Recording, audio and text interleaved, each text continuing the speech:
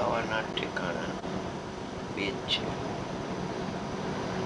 પરિણામની કરતા બુદ્ધિ, પરિણામની જ્ઞાતા બુદ્ધિ. બે રોકાવાના ઠેકાણા છે.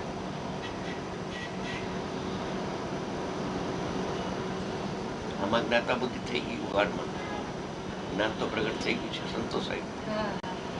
જ્ઞાન જ નથી, ભ્રાંતિ છે. જ્ઞાન એને ઇન્દ્રિય જ્ઞાન કર્મ થઈ ગયું. એને ઇન્દ્રિય જ્ઞાન કર્મ થાય એટલે પાંચ મહાવ્રતના પરિણામ જે કસાય એ કર્મ થયા વગર રહે.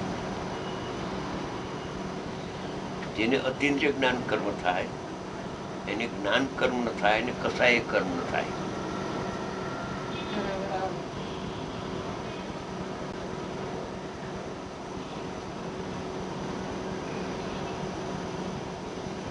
બહિર્મુખતા છે. દ્રવ્યલિંગી એટલે કાંઈ નહીં, કાંઈ આત્મા નથી આવ્યું. શું આત્મા આવ્યું? કાંઈ નહીં.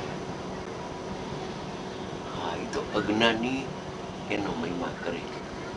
અજ્ઞાની બાહ્ય ત્યાગ દેખીને ઉભા ઉભા એક વખત આહાર લે, 24 કલાકે આહાર લે, રાત્રે મૌન ધારણ કરે. સાચા દ્રવ્યલિંગી, અત્યારે તો સાચા દ્રવ્યલિંગી નથી, સાચાની વાત છે. બાયની ક્રિયાકાંડમાં એટલા બધા સાવધાન છે. શુભ ભાવ આવવા નથી, આવે જ નહીં, અગર મારું મુનિ પણ નહીં રહીએ.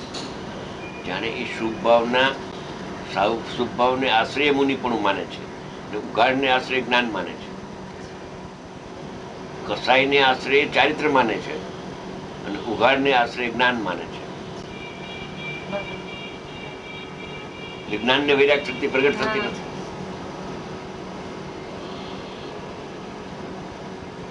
વ્યવહારમાં મગ્ન છે 100%.